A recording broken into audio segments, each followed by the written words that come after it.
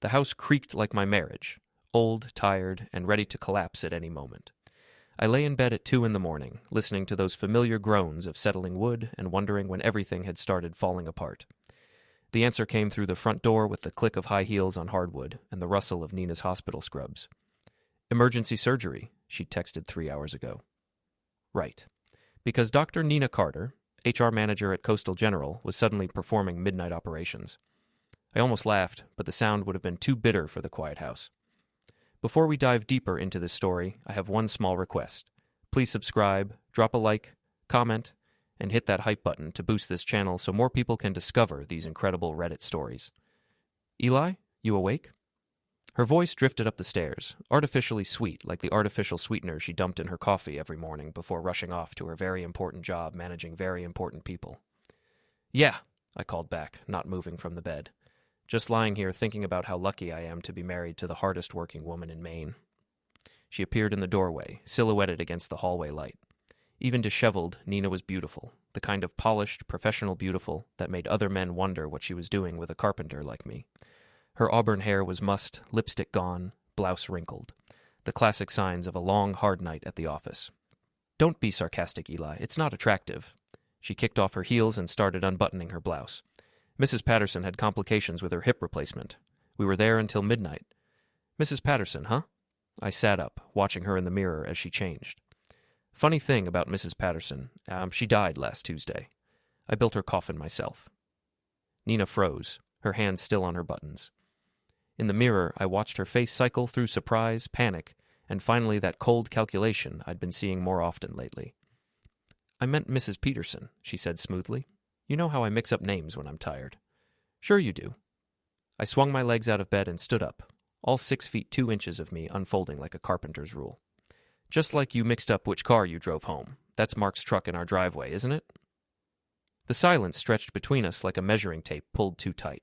Nina's reflection stared back at me from the mirror, and for the first time in months, I saw something real in her eyes. Fear. "Mark gave me a ride," she said finally. My car wouldn't start. "Your car that's been running perfectly fine for 3 years? The Honda I just tuned up last weekend?" I turned to face her directly. "The one that's sitting in the hospital parking lot right now because I drove by there an hour ago looking for my wife?" Nina's mask slipped completely. The polished professional disappeared, replaced by something desperate and cornered. "Eli, listen." "No, you listen." I kept my voice low, controlled. 20 years of measuring twice and cutting once had taught me patience. "I've been listening for months, listening to your excuses, your late nights, your sudden interest in helping your brother with his business problems. I've been listening real good, Nina." She sat down hard on the edge of the bed, still half-dressed, looking smaller somehow. "It's not what you think.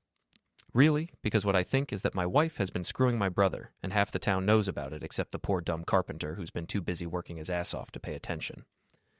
I walked to the window and looked out at Mark's pickup truck. "How long, Nina?" "Eli, please." "How long?" My voice cracked like a whip. 6 months, she whispered. 6 months. Half a year of lies. Of coming home to a woman who'd been with my own brother hours before. 6 months of playing the fool while Mark, successful, charming Mark with his auto shop and his big house on the lake, took what was mine. "There's something else," Nina said, and the way she said it made my blood freeze. "I'm pregnant." I turned around slowly, feeling like I was moving underwater. "Congratulations. I assume Mark's thrilled. We don't know whose it is." "We don't know." I repeated the words like they were in a foreign language. "We don't know. It could be yours, Eli. We were still... we haven't completely stopped." "Stopped what? Being married? Because that's news to me." I laughed, and this time I didn't try to stop the bitter sound. "Let me get this straight. You've been cheating on me with my brother for 6 months, you're pregnant, and you want me to play daddy roulette?" Nina stood up, and suddenly she wasn't the desperate woman who'd just confessed to adultery. She was HR manager Nina Carter again, cool and professional and used to getting her way. "I want you to think about what's best for this family," she said. "For the Carter name. Your father built something in this town, Eli, your grandfather before him. Are you really going to throw that all away over some temporary complications?" "Temporary complications?" I stared at her. "Is that what you call sleeping with my brother?" "Don't be crude." She smoothed down her skirt like we were discussing quarterly reports. "Mark and I, It just happened. But it's over now. We can work through this like adults. Adults? I nodded slowly. Right, like adults. Tell me, Nina, when you and Mark were being adults together, did you ever think about me? Did you ever think about Mel? At the mention of our 16-year-old daughter, Nina's composure cracked again. Mel doesn't need to know anything about this. Mel's not stupid. She's been asking me for weeks why Uncle Mark comes by so often when I'm at work, why you're always texting during dinner, why you bought new lingerie but I never get to see it. I stepped closer to her.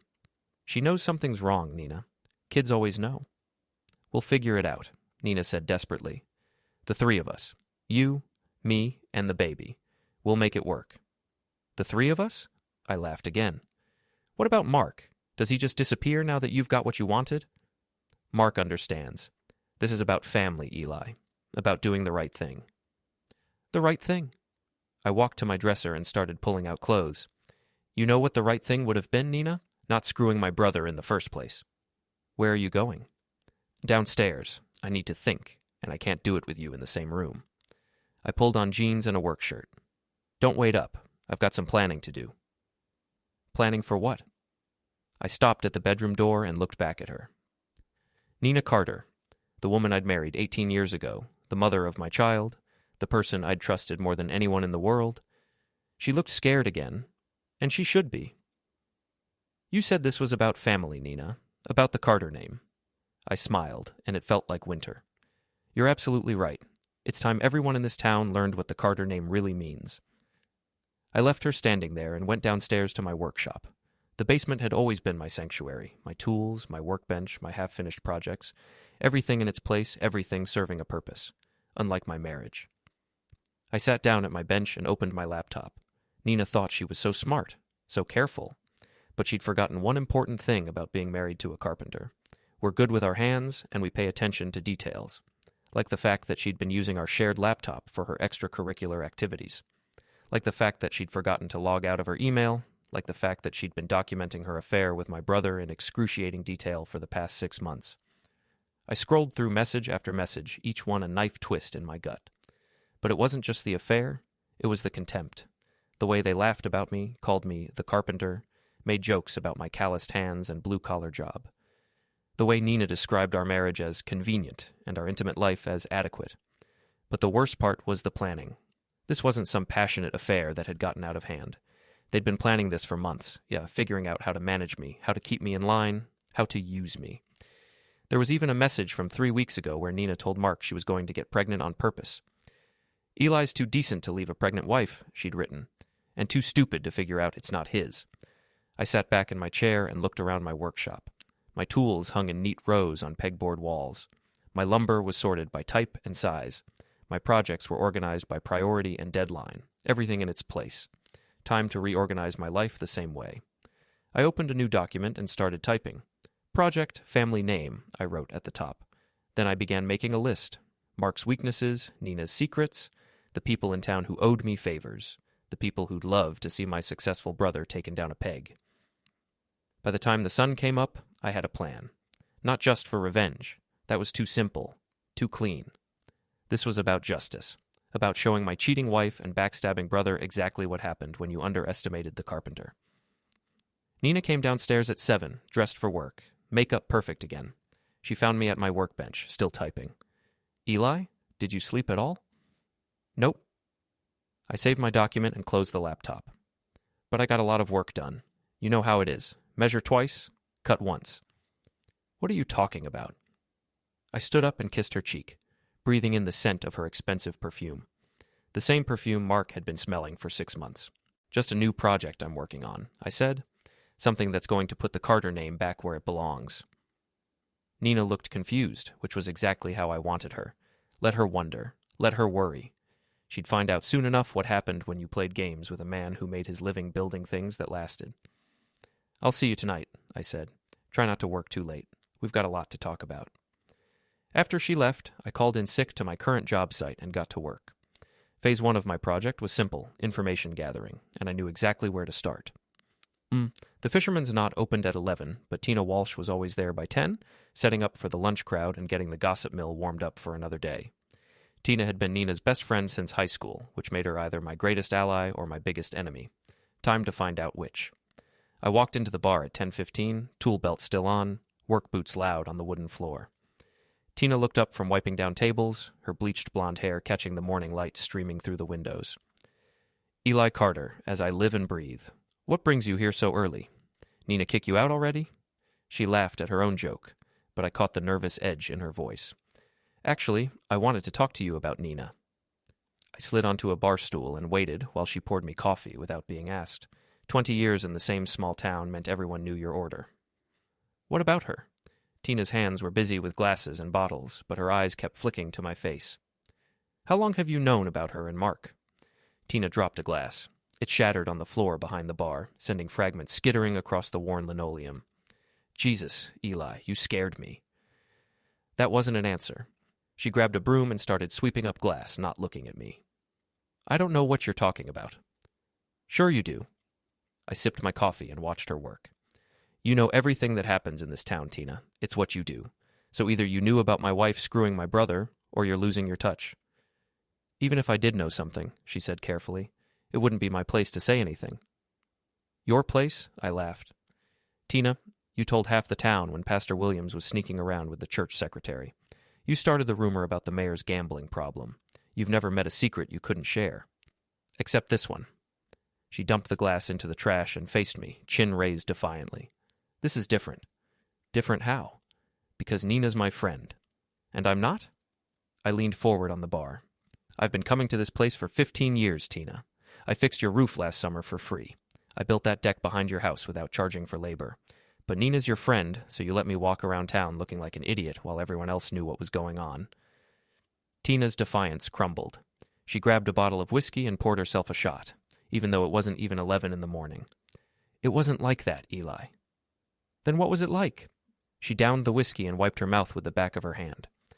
Nina made me promise not to say anything. She said she was going to end it, that it was just a mistake. When was this? 3 months ago, maybe 4. Tina poured another shot but didn't drink it. She was torn up about it, Eli. Really torn up. She said she never meant for it to happen. But she didn't end it. No. The word came out as a whisper. If anything, it got worse. She started talking about leaving you, about starting over with Mark. Starting over. I felt something cold settle in my chest. What else did she say? Tina looked around the empty bar like she was checking for eavesdroppers. She said you were holding her back, that you were content to be a small-town carpenter for the rest of your life, but she wanted more. More. She said Mark understood her ambition, that he was going places, and you were just staying put. I nodded slowly. It made sense, in a twisted way. Mark had always been the successful Carter brother. He owned the biggest auto shop in town, had the fancy house on the lake, drove expensive cars. I built kitchen cabinets and fixed leaky roofs. There's something else, Tina said reluctantly. Tell me. She's been talking about the baby, about how it's going to change everything. Tina finally drank her second shot. She thinks you'll do the right thing, raise the kid as your own, keep the family together. The family, I laughed bitterly. What family? The one where my wife sleeps with my brother and expects me to pay for the privilege? Eli, no, I get it now. I stood up and threw a $5 bill on the bar. Nina thinks I'm predictable. The reliable husband who'll swallow his pride for the good of the family name. The steady provider who's too decent to abandon a pregnant wife. Aren't you? Tina asked quietly. I looked at her for a long moment. Tina Walsh, gossip queen of our little town, keeper of secrets and spreader of rumors. She'd known about my humiliation for months and said nothing, but she was about to become very useful. You know what, Tina? You're absolutely right. I am decent. I am reliable. I do care about the family name. I smiled at her, and she took a step back. Which is why I'm going to make sure everyone in this town knows exactly what kind of woman Nina Carter really is. What do you mean?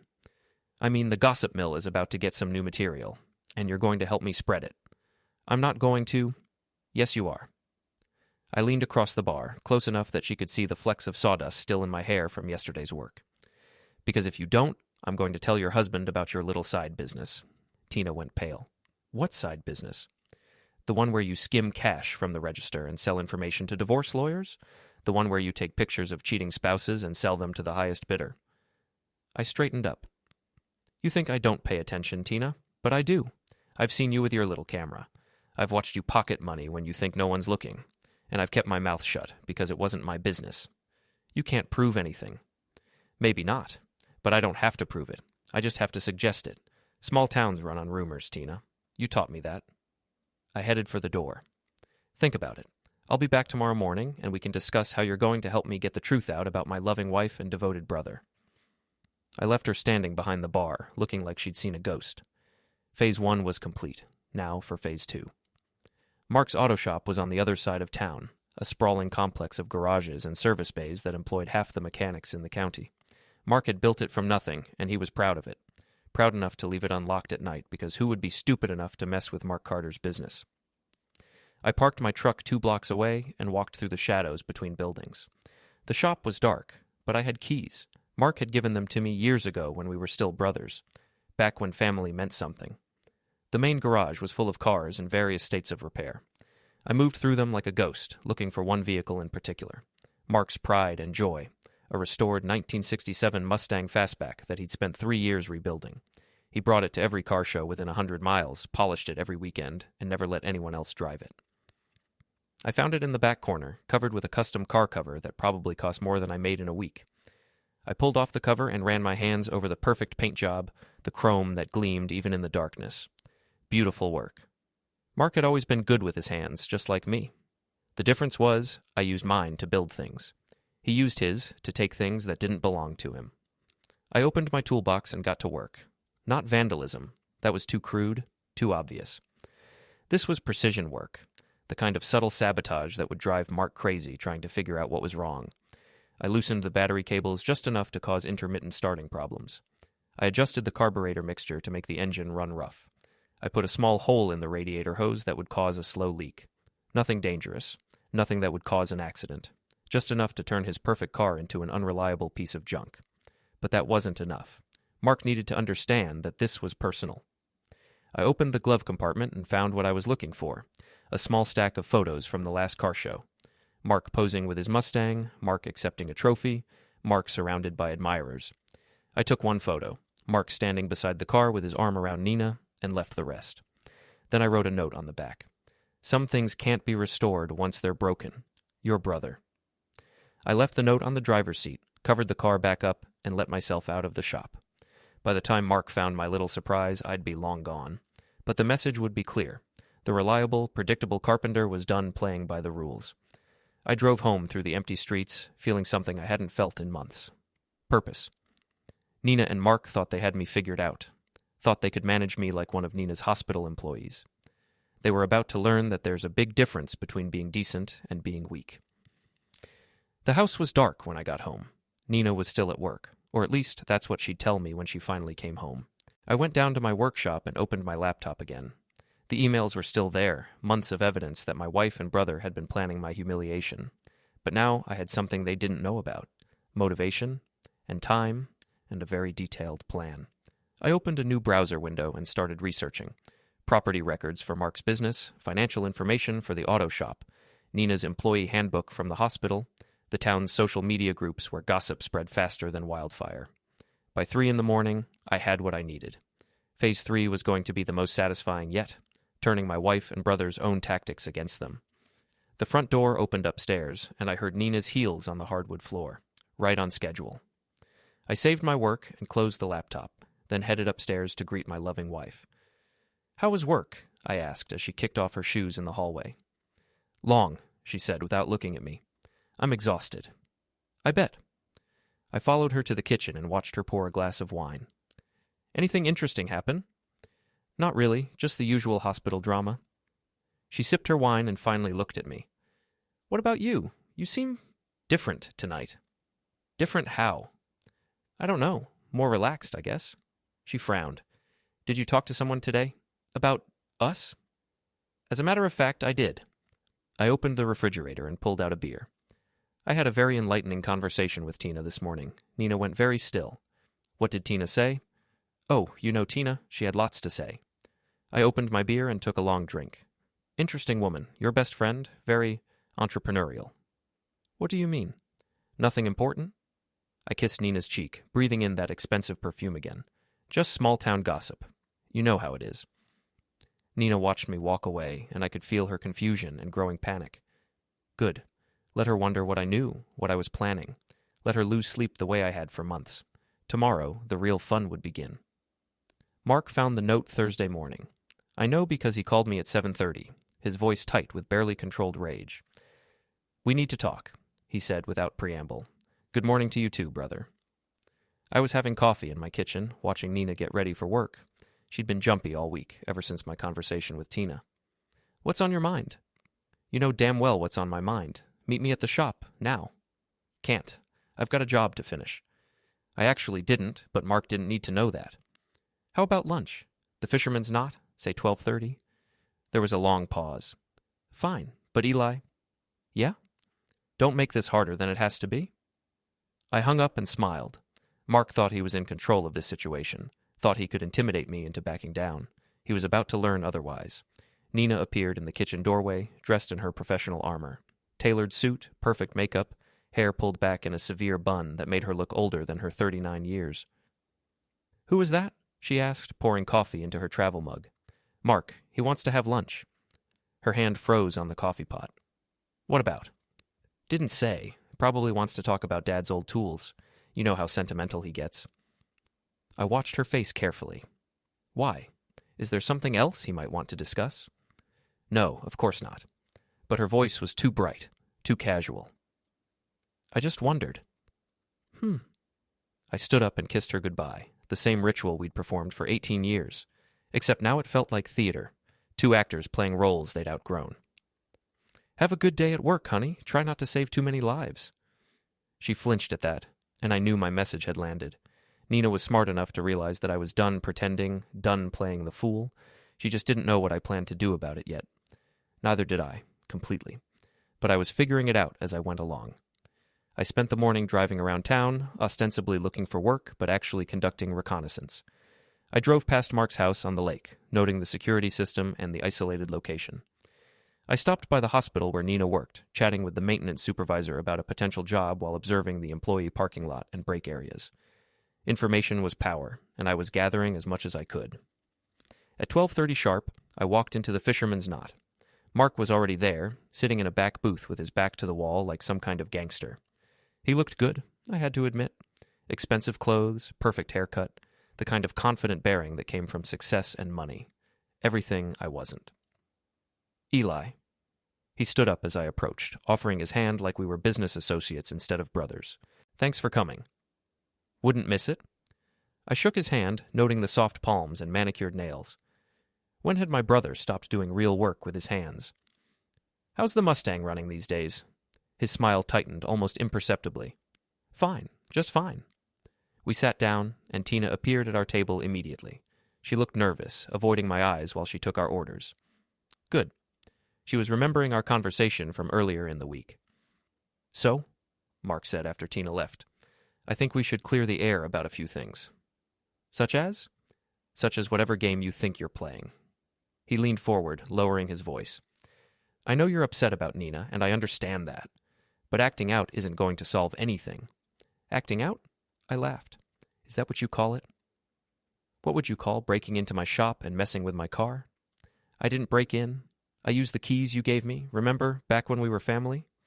I signaled Tina for another beer. "As for your car, I have no idea what you're talking about." Mark's jaw tightened. "Cut the shit, Eli. The note was cute, but this ends now." "What note?" "The one you left in my Mustang. Some things can't be restored once they're broken." "Real poetic." I looked genuinely puzzled. "Mark, I have no idea what you're talking about. Are you feeling okay? You seem paranoid." For a moment, doubt flickered across his face. Then his expression hardened again. "Nina told me she confessed. About us. About the baby. So drop the innocent act." "Oh, that." I waved dismissively. "Yeah, she mentioned something about screwing my brother and getting pregnant. But honestly, I've been too busy to think about it much." "Too busy?" Mark stared at me. "Your wife is having an affair, and you're too busy to think about it?" "Well, when you put it like that, it sounds bad." I took a drink of beer. "But the way I see it, if Nina wants to slum it with my brother, that's her choice. I'm not going to lose sleep over it." Mark's face flushed red. "Slum it?" "Come on, Mark. We both know what this is about." I leaned back in my seat, casual as could be. Nina's having a midlife crisis, and you're having...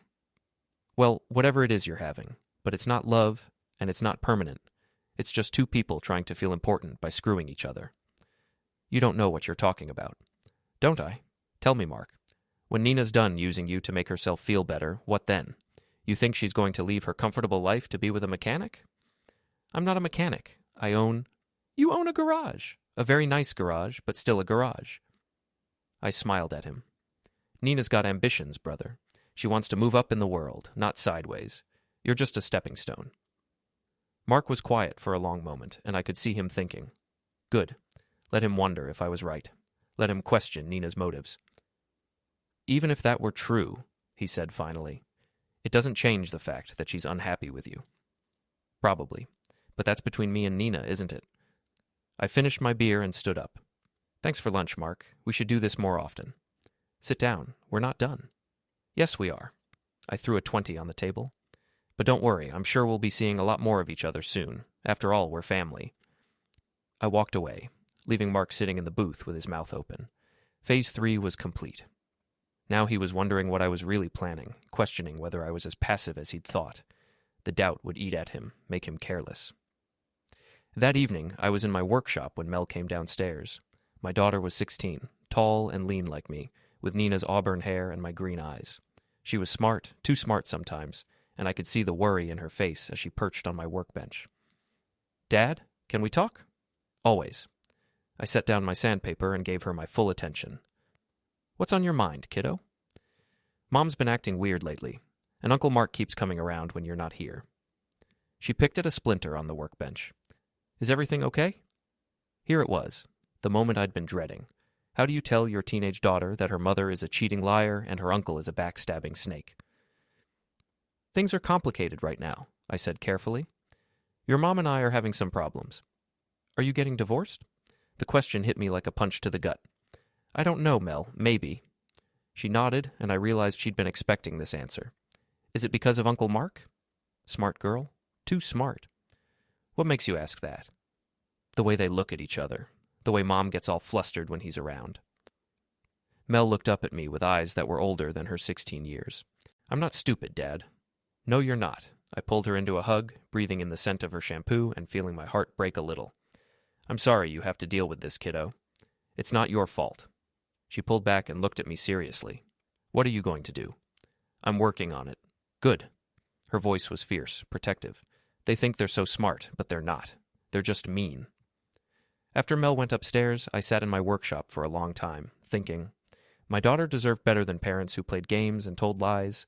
She deserved a father who stood up for himself and his family. It was time to stop playing games and start playing for keeps.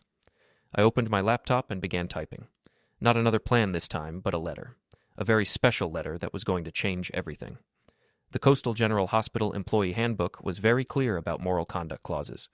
Section 4.7 specifically stated that employees were expected to maintain professional standards both on and off duty, and that conduct reflecting poorly on the hospital could result in disciplinary action up to and including termination. I'd spent 3 days reading every word of that handbook, and now I was ready to put my knowledge to good use. Friday morning, I dressed in my best clothes, khakis, button-down shirt, sport coat I'd worn to my father's funeral, and drove to the hospital. I had an appointment with Dr. Patricia Hoffman, the chief of staff, at 9 o'clock sharp. Mr. Carter, Dr. Hoffman's secretary announced as I entered the executive suite, Dr. Hoffman will see you now. Patricia Hoffman was in her 60s, silver-haired and sharp-eyed, with the kind of no-nonsense bearing that came from 30 years of running a major medical facility. She stood up as I entered her office, extending a firm handshake. Mr. Carter, I understand you wanted to discuss a personnel matter? That's right. I sat down in the chair across from her desk, noting the diplomas and awards covering the walls. It's about my wife, Nina Carter, in Human Resources. Dr. Hoffman's expression became carefully neutral. I see. What kind of personnel matter? I reached into my jacket and pulled out a manila folder, the kind that violates your moral conduct policy. For the next 20 minutes, I laid out my case with the precision of a carpenter measuring a foundation. I showed Dr. Hoffman printed emails between Nina and Mark, detailing their affair and their contempt for me. I presented evidence of Nina using hospital computers for personal communication during work hours. I provided documentation of her lies about working late when she was actually with my brother. "This is very serious," Dr. Hoffman said when I finished. "If these allegations are true—" "They're true." I leaned forward. "Dr. Hoffman, I'm not here for revenge. I'm here because my wife has been using her position at this hospital to facilitate an affair, and that reflects poorly on your institution." "What exactly are you asking me to do, Mr. Carter?" "I'm asking you to investigate. Nina's been lying to her supervisors, using hospital resources for personal business, and conducting herself in a manner that violates your moral conduct policy." I stood up. "What you do with that information is up to you." Dr. Hoffman walked me to the door personally. "Mr. Carter, I'm sorry you're going through this." "Thank you, but I'm not going through it anymore. I'm past it." I left the hospital feeling lighter than I had in months. Phase 4 was in motion. That afternoon, I drove to Mark's shop. Not to confront him this time, but to have a conversation with his business partner, Dave Sullivan. Dave owned 40% of the shop, and he'd been getting nervous about Mark's recent behavior. "Eli." Dave looked surprised to see me. "What brings you by?" "Wanted to talk to you about Mark. Got a minute?" We walked to Dave's office, a cluttered space that smelled of motor oil and coffee. Dave was a good mechanic, but a terrible businessman, which was why he'd partnered with Mark in the first place. "What about Mark?" Dave asked, settling behind his desk. "I think he's having some kind of breakdown." I kept my voice concerned, brotherly. "He's been acting paranoid, making accusations, talking about people being out to get him." Dave frowned. "I noticed he's been on edge lately, snapping at customers, complaining about the cars not running right. It's getting worse. Yesterday he accused me of sabotaging his Mustang. Can you believe that?" I shook my head sadly. "I'm worried about him, Dave, and I'm worried about what this might mean for the business." "The business?" "Think about it. Mark's the face of this operation. If customers start seeing him as unstable, unreliable, well, that's not good for anyone." I leaned forward. "I'm not saying you should do anything drastic, but maybe keep an eye on him. Make sure he's not making any decisions that could hurt the shop." Dave nodded slowly. "You might be right. He has been acting strange." "I hope I'm wrong," I said, standing up. "Mark's my brother. I want what's best for him.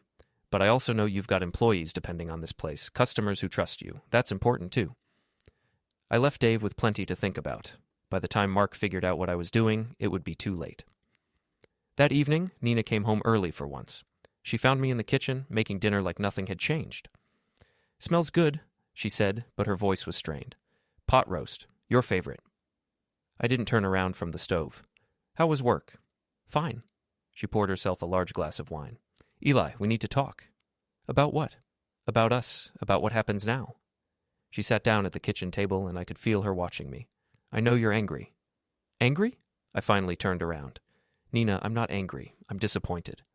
"Disappointed?" "In myself, mostly, for not seeing what was right in front of me." I stirred the gravy, keeping my movements casual. "But also in you. I thought you were smarter than this." "Smarter than what?" "Than to think you could manage me like one of your hospital employees." I set down the spoon and looked at her directly. "Did you really think I'd just roll over and accept being cuckolded? That I'd raise another man's child and pretend to be grateful for the privilege?" Nina's face went pale. "Eli, I never meant—" "Sure you did. You and Mark had it all figured out. The reliable husband who'd do the right thing, the family man who'd put the Carter name above his own dignity." I smiled at her. "The only problem with your plan was that you forgot to ask me what I wanted." "What do you want?" "Justice." The word hung in the air between us like smoke. Nina stared at me, and I could see her trying to figure out what I meant, and what I was planning. "What kind of justice?" she asked finally. "The kind where actions have consequences. The kind where people who make choices have to live with them." I turned back to the stove. "Dinner will be ready in 20 minutes. You might want to call Mark and invite him over. After all, he's part of the family now." Nina didn't call Mark, but she didn't eat much dinner either.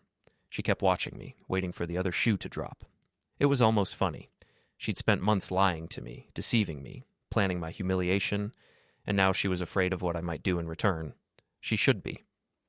After dinner, I went down to my workshop and made a phone call to Jerry Morrison, who owned the local newspaper. Jerry and I had gone to high school together, and I'd done some carpentry work for him over the years. "Eli, good to hear from you. What's up?" "Jerry, you know how you're always looking for human interest stories? Pieces about local families, community values, that kind of thing?" "Sure. Why?" "I've got a story for you. about the Carter family and what happens when people forget what family really means.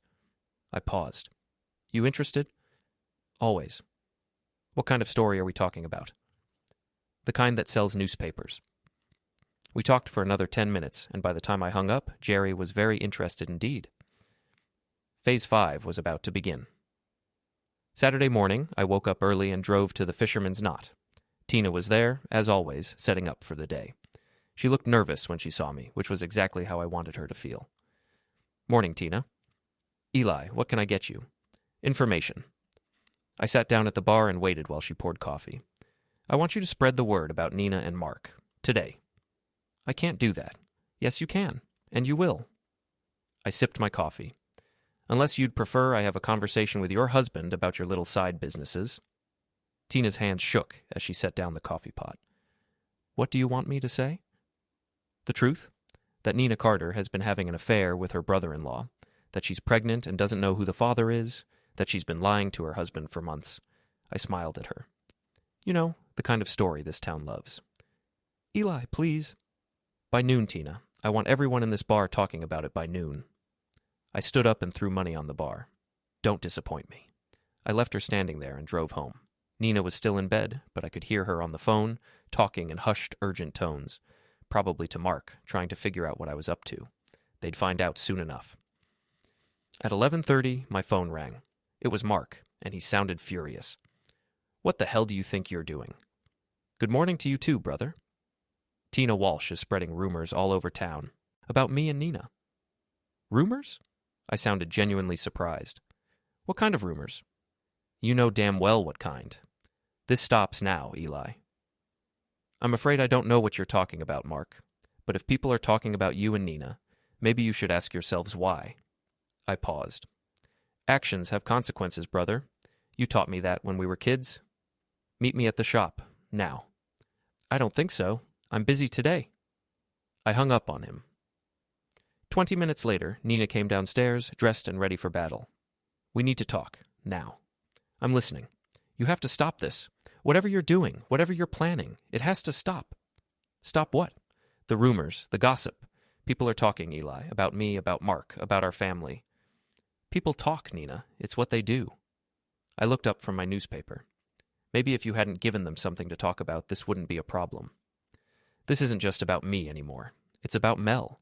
Do you want your daughter to hear these things about her mother? That stopped me cold. I hadn't thought about how this would affect Mel, how the gossip might hurt her at school, with her friends.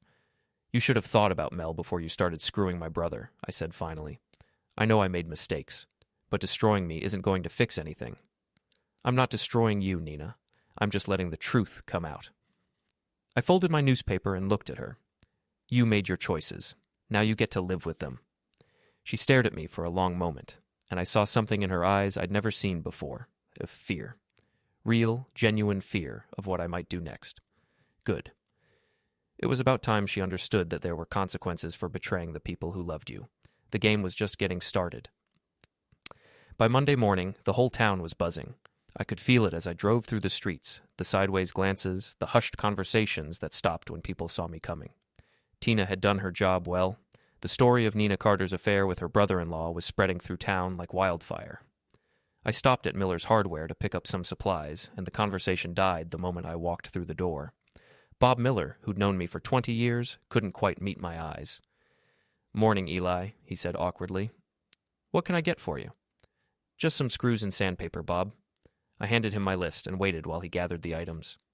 Beautiful day, isn't it? Sure is. He rang up my purchase with unusual speed. How's the family? Can't complain, I smiled at him. Nina's keeping busy at the hospital. Mark's got his hands full at the shop. You know how it is. Bob nodded uncomfortably and practically threw my change at me. I left him standing behind the counter, probably reaching for his phone to call his wife with the latest update on the Carter family drama. My next stop was the hospital. Not to see Nina, I wasn't ready for that confrontation yet, but to gauge the reaction there. I had a legitimate reason for the visit, delivering a custom cabinet I'd built for the children's ward. The difference in how people treated me was immediate and obvious. Nurses who usually chatted with me about their home improvement projects suddenly had urgent business elsewhere. The maintenance supervisor, who'd always been friendly, kept our conversation strictly professional. but it was Dr. Hoffman's secretary who gave me the most telling reaction. When she saw me wheeling the cabinet through the lobby, her face went carefully blank. "Mr. Carter," she said when I stopped at her desk, "Dr. Hoffman asked me to give you this." She handed me an envelope with my name written on it in Dr. Hoffman's precise handwriting. I opened it right there, not caring who might see. "Mr. Carter," the letter read, "thank you for bringing the personnel matter to my attention. After a thorough investigation, we have determined that disciplinary action is warranted. The employee in question has been placed on administrative leave pending further review. We appreciate your discretion in this matter."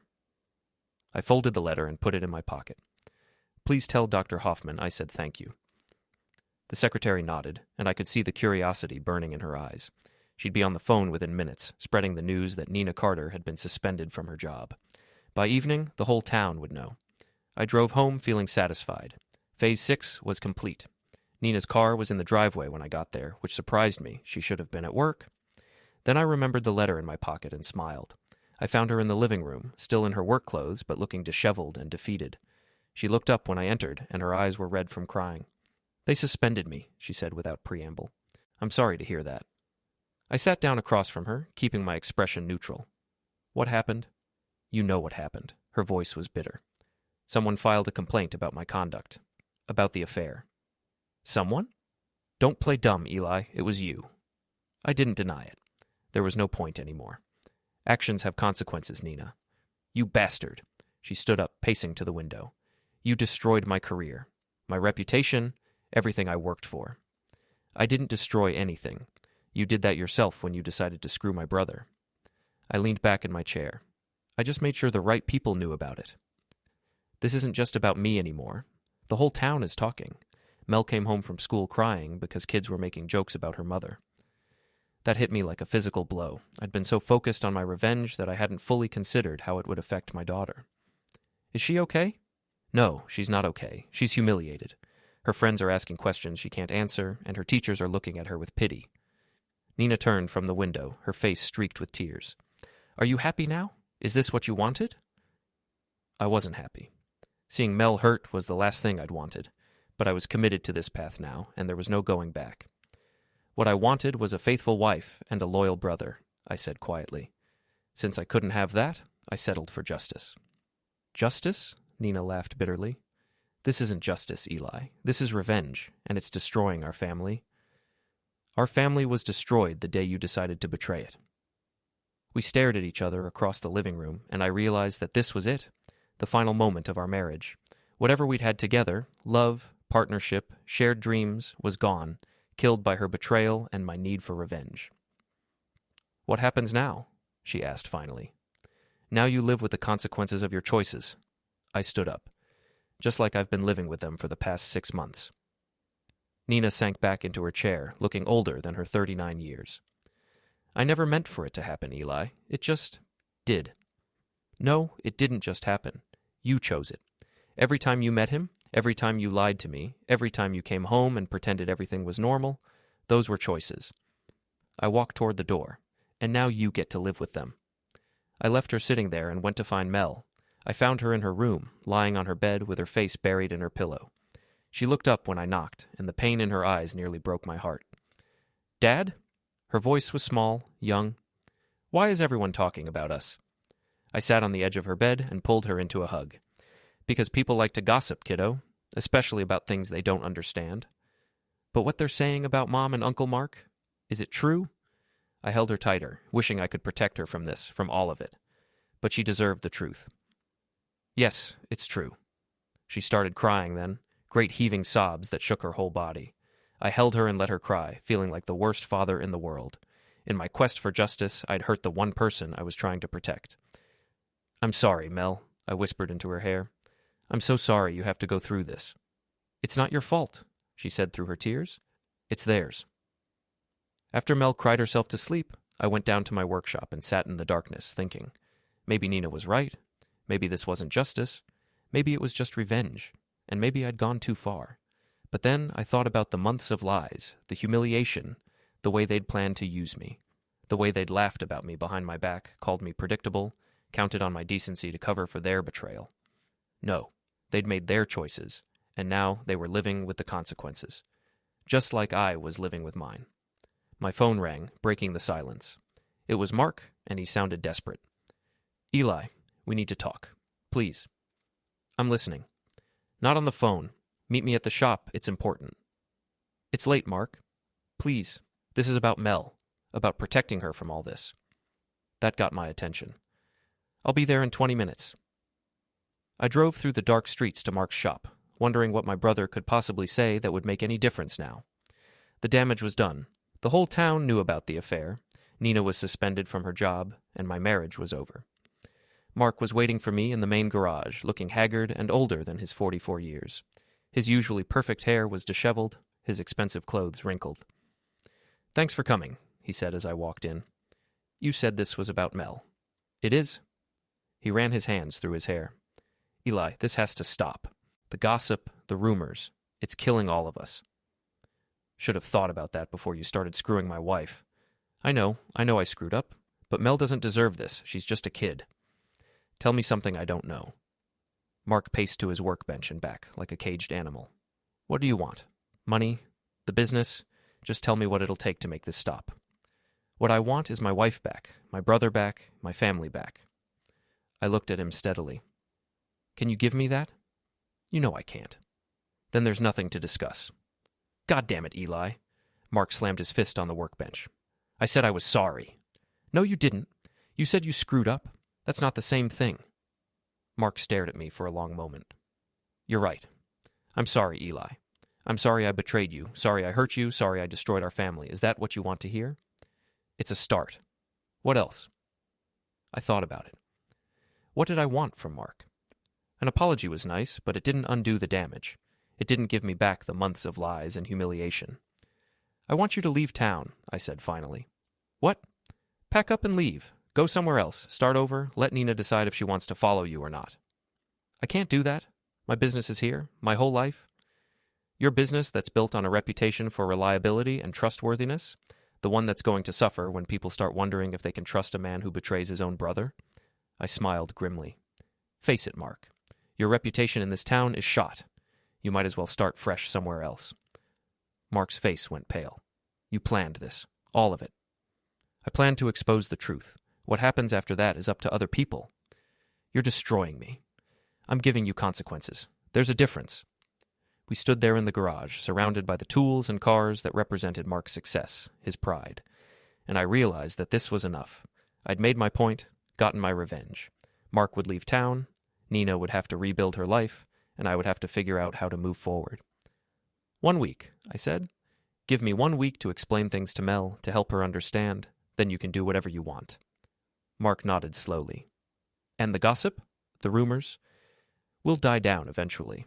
Small towns have short attention spans when it comes to other people's drama." I left him standing in his garage and drove home through the empty streets. The house was dark when I got there, but I could see a light under Mel's door. I knocked softly. "Come in, Dad." She was sitting at her desk, doing homework. Or pretending to, anyway. "How are you holding up, kiddo?" "Okay, I guess." She set down her pencil and looked at me. "Dad, what's going to happen to us?" "I don't know yet. But whatever happens, we'll get through it together."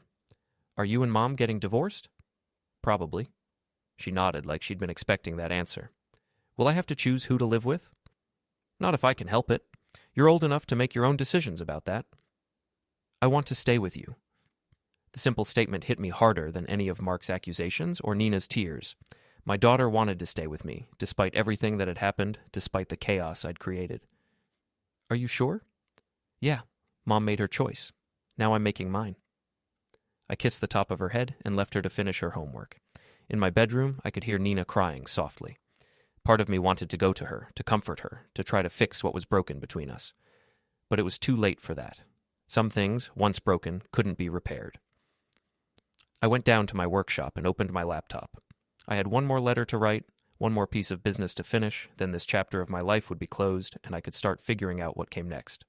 The letter arrived at the newspaper office on Wednesday morning. Jerry Morrison called me as soon as he read it. "Eli, this is dynamite. Are you sure you want me to print this?" "Every word. It's going to cause a hell of a stir." "Good, that's the point." The letter ran in Thursday's edition, right on the front page under the headline, "A Letter from Eli Carter." I'd written it carefully, choosing every word for maximum impact. "To the people of our town, By now, most of you have heard the rumors about my family. Let me set the record straight. My wife, Nina Carter, has been having an affair with my brother, Mark Carter, for the past 6 months. She is currently pregnant, and neither of us knows who the father is. This affair was conducted with the knowledge and assistance of several people in our community, who chose to keep me in the dark while my wife and brother made a fool of me. I'm not writing this letter to ask for sympathy or to justify my actions. I'm writing it because I believe our community deserves to know the truth about the people they trust with their business, their confidences, and their respect. Nina Carter, who was recently suspended from her position at Coastal General Hospital for conduct violations, used her position of trust to facilitate her affair. She lied to her supervisors, used hospital resources for personal business, and conducted herself in a manner that violated the institution's moral conduct policies.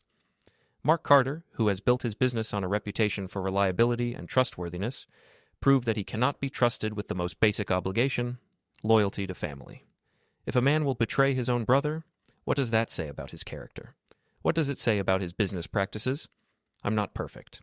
I've made mistakes, and I'll make more. But I've never betrayed the people who trusted me, never lied to the people who loved me, never put my own selfish desires above my family's welfare. Some of you will say I should have handled this privately, that I should have kept our family business to ourselves, but this stopped being private the moment my wife and brother decided to involve other people in their deception. This stopped being family business the moment they made me a laughingstock in my own community. I'm done being the reliable, predictable Carter brother who always does the right thing while others take advantage of his decency. I'm done being the fool who pretends not to see what everyone else knows. My marriage is over, my relationship with my brother is over, but my life isn't over, and neither is my daughter's. We'll rebuild, and we'll do it with our heads held high, because we have nothing to be ashamed of. To those of you who knew about the affair and said nothing, you made your choice. Now live with it. To my wife and brother, you wanted the Carter name. Congratulations. Now everyone knows what it really means. Sincerely, Eli Carter. The reaction was immediate and explosive. My phone started ringing before I'd even finished reading the paper, and it didn't stop all day. Some callers were supportive, praising me for standing up for myself. Others were critical, saying I'd gone too far, that I was destroying my family for revenge. I didn't answer any of the calls. Nina found the newspaper on our kitchen table when she came downstairs Thursday morning. I watched her read it, watched her face cycle through shock, anger, and finally resignation. "You really did it," she said when she finished. "You really destroyed us all." I told the truth. There's a difference. The truth? She laughed bitterly. The truth is that you're a vindictive bastard who cares more about revenge than about his own daughter. Don't. My voice was sharp enough to cut glass. Don't you dare talk to me about caring about Mel. If you'd cared about her, you wouldn't have been screwing my brother in the first place. Nina threw the newspaper at me. I hope you're satisfied. I am. She stared at me for a moment, then shook her head. I don't even know who you are anymore. I'm the man whose wife betrayed him, the man whose brother stabbed him in the back, the man who got tired of being everyone's fool. I folded the newspaper and set it aside. I'm exactly who you made me, Nina. She left without another word, and I heard her car pull out of the driveway minutes later. I wondered if she was going to Mark's, if they were planning their next move together. It didn't matter anymore. The phone rang again. This time I answered it. Eli, it's Dave Sullivan. Hey Dave, what's up? I wanted to let you know. Mark's selling me his share of the business. He's leaving town. When? This weekend. He says he needs a fresh start. Dave paused. I'm sorry about all this, Eli. I had no idea what was going on. It's not your fault, Dave. Mark made his choices. Still, if there's anything I can do, just take care of the business. Mark built something good there, even if he couldn't apply the same standards to his personal life. After Dave hung up, I sat in my kitchen and thought about my brother. We'd grown up in this house, played in these rooms, learned about life and work and family from our father. Somewhere along the way, Mark had forgotten those lessons. Or maybe he'd just decided they didn't apply to him. Either way, it was too late now. Friday afternoon, Mark called me. I'm leaving Sunday morning, he said without preamble. Where are you going? Florida. I've got a cousin in Tampa who says there's work down there. Good luck. There was a long pause. Eli, I know it doesn't matter now, but I really am sorry. About all of it. I know you are. Do you think, someday, do you think we might be able to fix this? Be brothers again? I thought about it. Could I ever forgive Mark for what he'd done? Could I ever trust him again? Could we ever go back to being the Carter brothers who'd worked side by side in our father's workshop, who dreamed about building something lasting together? I don't know, I said finally. Maybe, but not any time soon. I understand. His voice was thick with emotion. Take care of yourself, Eli, and take care of Mel. I will. And Eli, for what it's worth, you're a better man than I am. You always were. The line went dead. Saturday evening, I was in my workshop when Mel came downstairs. She'd been quiet all week, processing everything that had happened, dealing with the stares and whispers at school. Dad, can I ask you something? Always. Do you regret it? What you did to Mom and Uncle Mark? I set down my sandpaper and looked at my daughter. She was growing up fast, forced to confront adult realities that no 16-year-old should have to face. But she was handling it with a maturity that made me proud. Do you think I should regret it? I asked you first. I smiled. Fair enough. No, I don't regret it. Your mother and uncle made choices that hurt our family, and they needed to face consequences for those choices.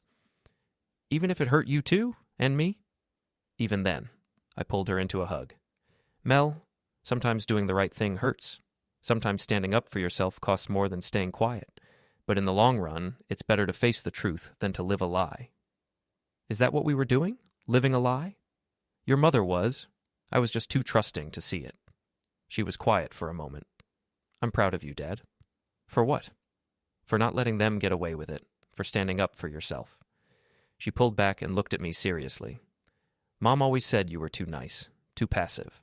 But you're not. You're strong. I'm strong because I have to be. Because you need me to be. We're going to be okay, aren't we? Just the two of us. We're going to be better than okay. We're going to be great. Sunday morning, I watched from my kitchen window as Mark loaded his truck with suitcases and boxes. Nina was there, helping him, crying. They stood together for a long time, holding each other, and I wondered if she would go with him. But when Mark drove away, Nina was still standing in his driveway, watching his taillights disappear around the corner. She stood there for a long time, and then she got in her car and drove away too. I never saw her again. The divorce papers arrived 2 weeks later, along with a note from Nina's lawyer. She wasn't asking for alimony or property division. She just wanted out, wanted to start over somewhere else. She was keeping the baby, but she wasn't asking me to acknowledge it as mine. I signed the papers without hesitation. 3 months later, Mel and I had settled into our new routine. She was doing well in school, despite the initial gossip and drama. I was busier than ever with carpentry work. Apparently, standing up for yourself was good for business in a town that respected strength. The house felt different without Nina, but not empty. Lighter, maybe. More honest. One evening, as I was finishing up a cabinet in my workshop, Mel came downstairs with a letter. This came for you today, she said. The return address was Tampa, Florida, Mark's handwriting. Aren't you going to open it? Mel asked. Later. Dad, do you miss him, Uncle Mark? I thought about it. Did I miss my brother? The man who'd taught me to throw a curveball, who'd stood beside me at our father's funeral, who'd been my partner in so many childhood adventures. I miss who he used to be, I said finally. Or who I thought he was. Maybe he can be that person again someday. Maybe. But that's up to him. After Mel went to bed, I opened Mark's letter. It was short, written in his familiar scrawl. Eli, I'm working for a custom car shop down here. Good work, decent people. I'm trying to rebuild, to be the man Dad raised me to be. I know I don't deserve forgiveness, and I'm not asking for it, but I want you to know that I think about what I did every day, and I'm sorry. Not just sorry I got caught, but sorry I betrayed the best man I know. You were right to do what you did. I hope someday I'll be strong enough to face the truth the way you did. Take care of Mel. Take care of yourself. Your brother, Mark P.S. Nina had the baby. A girl.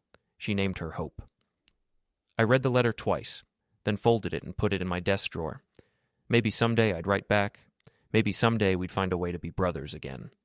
But not today. Today, I was content to be exactly who I was. Eli Carter, carpenter, father, and a man who'd learned that sometimes the right thing and the hard thing were the same thing. I turned off the lights in my workshop and went upstairs to check on Mel. She was asleep, peaceful, and safe in the house that was truly ours now. Tomorrow, we'd continue building our life together, one day at a time, with honesty and strength and the kind of love that couldn't be betrayed. The Carter name meant something again. It meant integrity. It meant standing up for what was right. Even when it cost everything, it meant never again being anyone's fool.